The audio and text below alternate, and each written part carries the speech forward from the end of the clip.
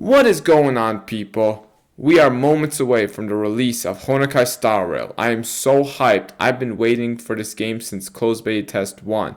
Couldn't get into 1 or 2, but I got into 3 and I learned so much from it. I loved it. It's an interesting game. Can't wait for the release of it. But from that, I also learned a lot of things, and this is what this video is about. I'm going to give you 13 tips that will help you speed through the game. Let's begin.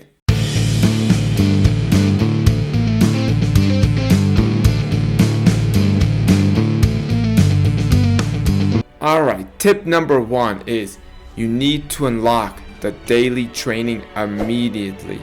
Before, especially for all you NA people, that the game releases at night between 7 and 10 p.m.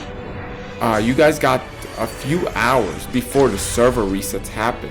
So if you guys can unlock the daily training that requires when you beat the story mode to a certain mission, which I'll post it up on the video right here, where you would reach the daily training unlock. As soon as you unlock that, that will boost you because you get little extra XP for completing that, and it'll help you level up faster, and in which you guys will be a day ahead from any of the other servers. It happened in Genshin and it's happening in Star Rail as well. Number 2, let's talk about the combat. Now, this isn't an open world fighting combat. This is a turn-based combat where there's no actual movement on your part. You are just clicking your character's abilities, clicking the enemy you want to hit, and they will do the actual fighting. So, and there will be the auto feature, so you could basically not even move at all. Some might find this boring, but some might find it enjoyable because this actually has even more of a strategy piece than Genshin would, because you need to get the right timing and the right skill, make sure you're not wasting anything, make sure you hit a certain enemy.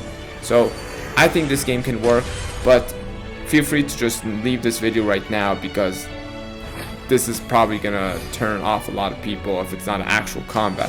But for the people who enjoy turn-based games like Epic 7, this is a game for you. Tip number 3, each area of the game has an internal purchase shop, and each shop lets you get specific materials like upgrade materials, credits, XP cards, and relics. The key thing about this is you can't buy everything, as far as I know, during the beta. Might change during releases, but you get specific in-game currency for that shop that you get through chests and quests, and those are limited. So when you're going to buy stuff at that shop, focus on everything and then get the relics last.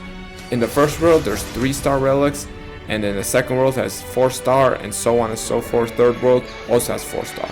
You get 4-star, as soon as you beat the story, you'll get a 4-star relic, a bunch of them for a few characters. So I would get relics last and get the upgrade materials first. Alright, this one's connected to the previous tip, so we'll go with tip point 3.5. And this one is about the in-game shop, which lets you get 4-star characters as well as 4-star light cones. But something that does have that Genshin did not add onto is it lets you get 5-star light cones for the specific standard banner characters. That is crazy, that is awesome.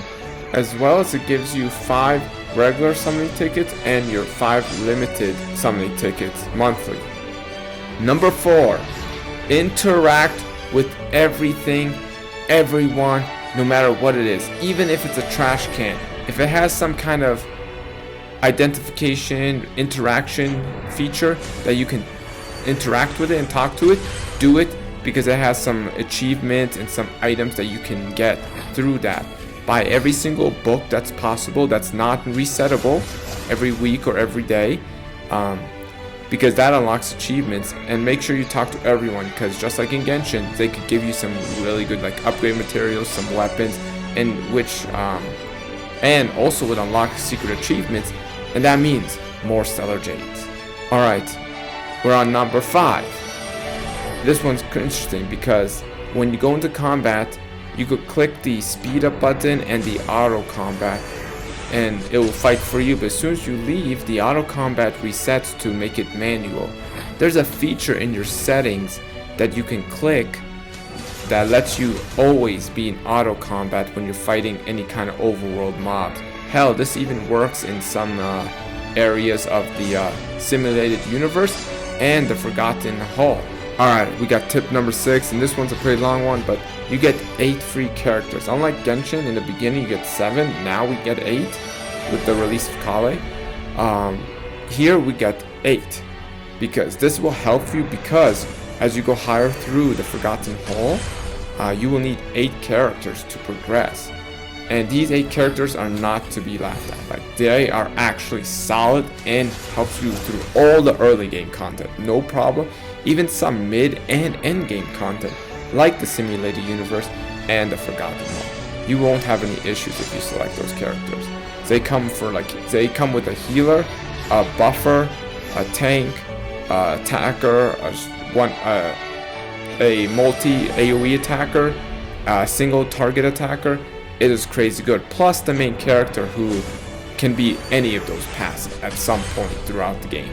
So they're not to scoff at. This is really will help out the free to plays. Tip number 7 is a quick one, but you don't have to fight the enemies one at a time. If you get through the enemies aggro and link them and move around to the other enemies, and you see a little like spirit link around them, as soon as you hit them or they hit you, you will enter multiple waves to fight all the enemies at once instead of doing it one at a time. Tip number 8 is another quick one, but in Genshin you'd have to click and hold just for a bit to continue sprinting. Not in Star Rail. Star Rail, as soon as you click for PCs, the right click, hit the sprint button, you just need to click it once and you'd be sprinting the entire time. No stamina usage, which is so nice, because you're not really traveling open world game. There's no jumping either, but there's no stamina usage either, so it's pros and cons. And you can just click it at the same button, turn off the sprinting. It's something that I didn't know till later on in the game, so that's why I'm having this up here. Tip number 9, you get these upgrade materials called Tracks of Destinies when you go through the battle pass and complete some quests and go through some treasures and beat some events. They are super limited. They're not like crown level limited like Genshin, but they are limited to a point where you should not be building every single character in the game. Just like in Genshin, focus only on 3 to 4 characters max in the early game. And then as you progress, you can focus on more characters, because the Tracks of Destiny will improve on your traces, which is like the talents, your skills, and boost up more damage.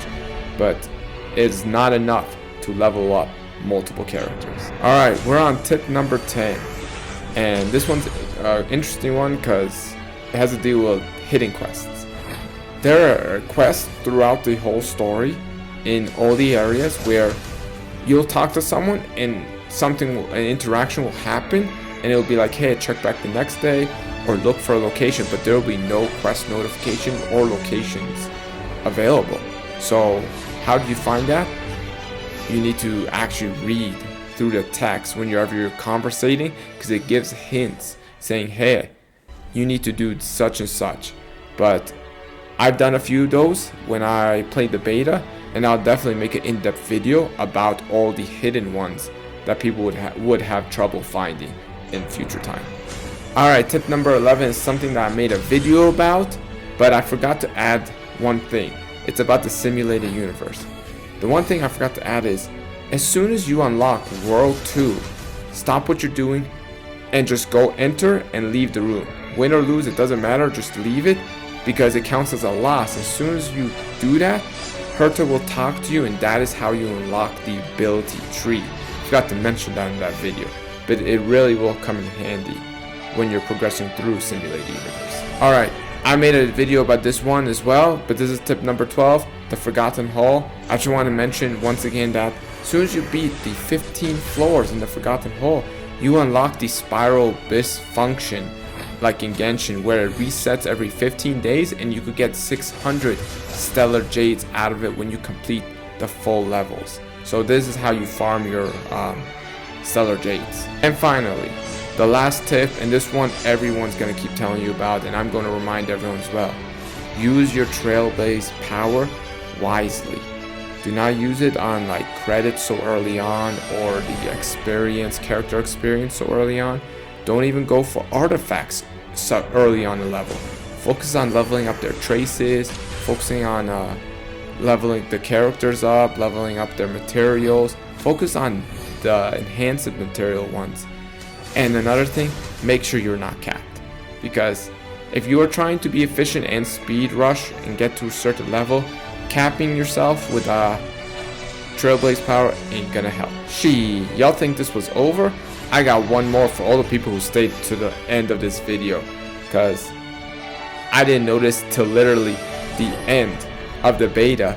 But in the tutorial, you start at a certain area and then you move on.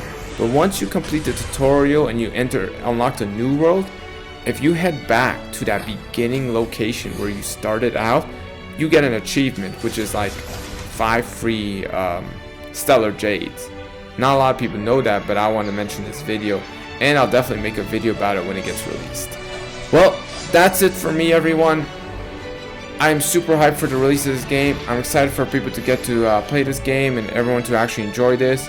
I hope this video helped out. Like, subscribe, comment down below if you have anything more information to add, or you think there was something wrong with what I said, or you have any questions on what I just said so I could explain in more depth in the comment down below. But anyway, that's it for me. Can't wait for releasing the game. Basically, we're 1 day away from this game being released, and I'm super excited. Anyway, that's it for me. Peace.